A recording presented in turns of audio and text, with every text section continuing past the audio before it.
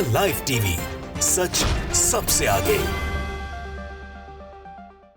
नमस्कार, the live TV आप देख रहे हैं। आपके साथ मैं हूं आदित्य कुमार। इजराइल के खिलाफ हमास का दौर जारी है और हमास की जंग जारी है। 16 मिशन 24 घंटे में कंप्लीट किए गए, जिसके बाद से आप ये अंदाजा लगा सकते हैं किस तरीके से हमास के लड़ाके तेजी से जो है आईडीएफ और इजराइल को बड़ी चोट दे रहे हैं।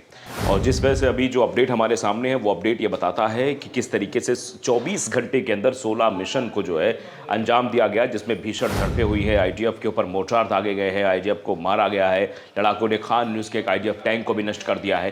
तो 24 घंटे में पूरा वाकया हुआ है और 24 घंटे में जिस तरीके का काम किया गया है हमास के लड़ाकों द्वारा आईडीएफ के खिलाफ, वो ये दर्शाता है कि आने वाले समय में भी आईडीएफ को बड़ी चोट देने की प्लानिंग बना रखी है। लेकिन यूएनएससी की तरफ से ज़रूर झटका इजराइल को लगा है। मिस्टर अमरीश ने एक एक्सपर्ट पोस्ट किया है, लिखा है कि पिछले 24 घंटे में फिलिस्तीनी रेसिडेंट्स ने गाजा में 16 मिशनों को अंजाम दिया है। 16 बड़े मिशन को अंजाम दिया गया है, जिसमें भीषण झड़पें भी हैं और आईडीएफ पर मोर्टार गोलों की मार शामिल है।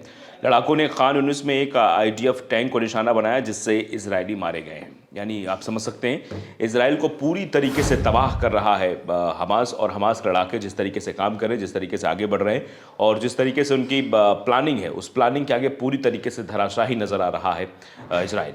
तो हम लगातार आपको अपडेट दिखा रहे हैं। फिलिस्तीन को फ्री करने की जो मांग है वो भी लगातार उठ रही है और हमास के लड़ाकों के आगे पूरी तरीके से पस्त भी नजर आ रही है इजरायली सेना। और ये युद्ध अभी और चलने वाला है या नहीं चलने वाला, ये तो वक्त बताएगा, क्योंकि यूएनएससी के इंटरफेयर के बाद फिलहाल इस युद्ध के समापन की भी चर्चाएं होने लगी हैं।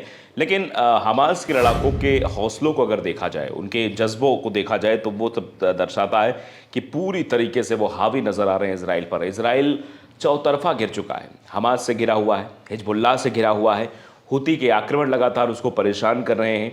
और आने वाले समय में जो अन्य देश भी हैं वो भी प्रतिक्रिया दे रहे हैं कि इजराइल जो कुछ भी कर रहा है वो नरसंहार की श्रेणी में आता है। वो युद्ध नहीं नज़र आता है। युद्ध तो होता है कि एक सेना दूसरी सेना से युद्ध करती है, लेकिन मासूम लोगों को मारना ये युद्ध नहीं होता, ये नरसंहार की श्रेणी में आता है।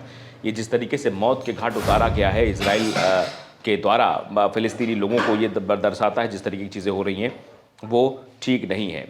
और पहले भी आप देखिए कि जो ये पूरा युद्ध हुआ था, इसमें अमेरिका का जो इंटरफेयर था, अमेरिका की जो गतिविधियां थी, वो ये दर्शा रही थी कि अमेरिका निशाना बनाने की कोशिश कर रहा था, अमेरिका टारगेट करने की कोशिश कर रहा था। अमेरिका ये सोच रहा था कि इजराइल के पीछे खड़े होकर हमास को हम समाप्त कर सकते हैं। रूस और यूक्रेन के युद्ध में भी यही हुआ था। यूक्रेन के पीछे अमेरिका खड़ा हो गया था, जिसकी वजह से युद्ध अपने आप चलता रहा। और अभी आप देखिए रूस की तरफ से किस तरह का आक्रमण किया गया है।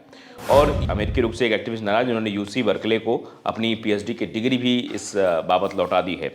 इजराइल फिलिस्तीनी संघर्ष पर अमेरिका के रुख के विरोध में एक्टिविस्ट संदीप पांडे ने कैलिफोर्निया विश्वविद्यालय बर्कले को अपनी पीएचडी की डिग्री भी वापस लौटा दी है, अमेरिका का जो रुख था उसको लेकर। इससे पहले उन्होंने इस मुद्दे पर सिरैक्यूज यूनिवर्सिटी को अपनी एमएससी की दोहरी डिग्री भी लौटा दी थी। तो ये अब धीरे धीरे चीज़ें गतिविधियों में परिवर्तित हो रही हैं। और सोशल एक्टिविस्ट का ये कहना कि अमेरिका गतिविधियां संदेह के घेरे में है, ये दर्शाती हैं कि आने वाले समय में और भी चीज़ें हो सकती हैं।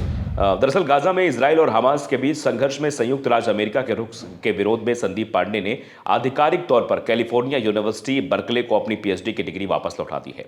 अमेरिका का रुख आपने शुरुआती दौर से देखा था। अमेरिका जैसे ही 7 अक्टूबर को हमास का हमला होता है, उसके बाद से ही अमेरिका एक्टिव हो जाता है और अमेरिका की तरफ से गतिविधियां भी तेज हो जाती है। अमेरिका अटैकिंग मोड में आ जाता है। अमेरिका कहता है कि ठीक है, हम इजराइल के साथ खड़े हुए हैं, हम इजराइल के पक्ष में हैं और इजराइल को हम पूरी ताकत देते हैं कि इजराइल पूरी ताकत के साथ युद्ध लड़े और जो है वो हमास को समाप्त करने में हम उसकी मदद कर रहे हैं।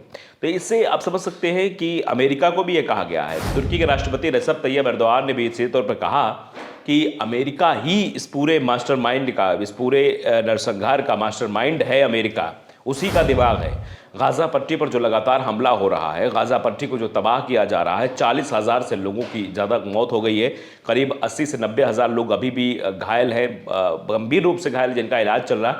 इलाज के लिए सुविधाएं नहीं है। अल-शिफा अस्पताल की हालत बिल्कुल ख़राब हो चुकी है। हर जगह त्राहिमाम का दौर चल रहा है। लेकिन फिर भी अमेरिका अब जो है, अभी यूएनएससी में जो प्रस्ताव था उसमें अमेरिका ने अपने आप को अलग कर लिया।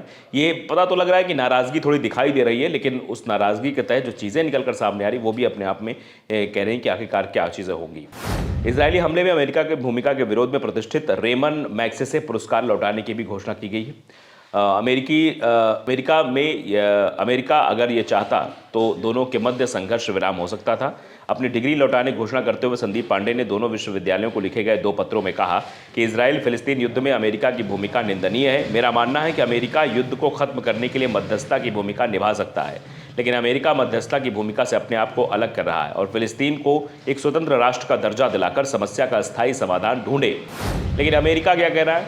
अमेरिका ना तो हाँ कर रहा है ना कर रहा है। यूएनएससी में जो प्रस्ताव होता है, यूएनएससी में सारे देश लौटते हैं, आते हैं, 15 में 14 ही वोट पड़ते हैं और विपक्ष में पड़ते हैं कि इन दोनों देशों के मध्य युद्ध रुकना चाहिए। फिलिस्तीन और जो इजराइल का संघर्ष है वो खत्म होना चाहिए ताकि जो समस्याएं हैं वो समस्याएं खत्म हो सके। अगर समस्याएं नहीं खत्म होगी तो आने वाले समय में चीज़ें और भी पलटती हुई दिखाई देंगी। तो ये सब कुछ नहीं हो रहा था। अमेरिका अपने आप से पीछे कर रहा है और वीटो भी नहीं लगा रहा है। इसका सीधा मतलब यह है कि अमेरिका नाराज है, लेकिन वो अपना रुख स्पष्ट नहीं कर रहा है। वो खुले तौर पर आकर इजराइल का विरोध नहीं कर रहा है, वो बस ना पहुंचकर अपना विरोध जाहिर कर रहा है।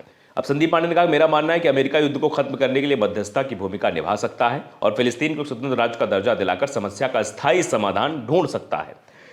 लेकिन इसके बजाय उसने अपने आंख मूंदकर इजराइल का सैन्य समर्थन करना जारी रखा है, जिनसे फिलिस्तीनियों पर हमलों से बच्चों सहित हजारों निर्दोष लोगों की हत्या हुई है। उन्होंने कहा कि उसकी इस भूमिका से यह विश्वास करना मुश्किल है कि अमेरिका लोकतंत्र और मानवाधिकारों के लिए खड़ा है।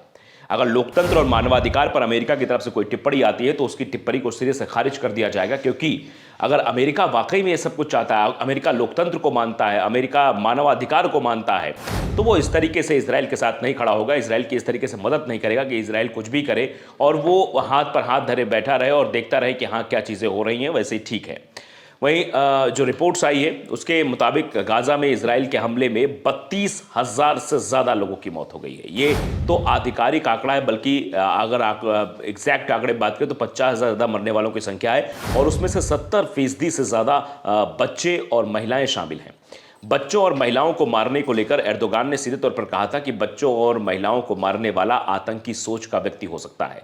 तो बेंजामिन नेतन्याहू असली आतंकी है। जो हमास को आतंकवादी संगठन कहते हैं, बेंजामिन नेतन्याहू ही आतंकी के तौर पर काम करते हुए दिखाई दे रहे हैं, क्योंकि अगर युद्ध होता है तो 2 सेनाओं के बीच होता है।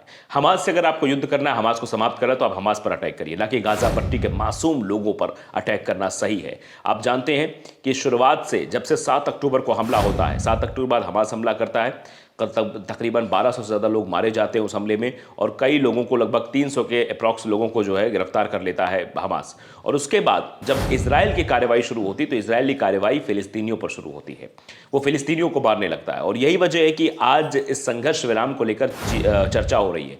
कतर इसमें मध्यस्थता कर चुका था, 7 दिन का युद्ध विराम हुआ था। उसके बाद ये कहा जा रहा था कि आगे भी युद्ध विराम जैसी स्थिति बन सकती है, लेकिन अभी तक इजराइल मानने को तैयार नहीं था। इजराइल सोच रहा था कि अमेरिका जैसी ताकत उसके साथ खड़ी हुई है तो उसको डरने की क्या बात है, क्योंकि हुती की तरफ से लाल सागर पर जो अटैकिंग मोड हो रहा है उससे अमेरिका थोड़ा नाराज जरूर है और हिजबुल्लाह की तरफ से जो अटैक हो रहा है उससे भी अमेरिका नाराज है। तो अमेरिका की नाराजगी वीटो ना लगाकर उस वोटिंग में हिस्सा ना लेना दर्शाता है। तो आने वाले समय में इजराइल के सामने मुसीबतें और खड़ी होंगी, क्योंकि युद्ध विराम को लेकर अब लगभग प्रस्ताव पारित हो चुका है यूएनएससी में और आने वाले समय में अब युद्ध विराम हो जाएगा और इसका स्थायी समाधान 2 संयुक्त राष्ट्र के जरिए ढूंढ निकाला जाएगा। द लाइव टीवी को अगर आपने सब्सक्राइब नहीं किया, जरूर करिए, बेल आइकन दबाइए ताकि सच खबर आप तक पहुंचती रहे। नमस्कार। द लाइव टीवी, सच सबसे आगे।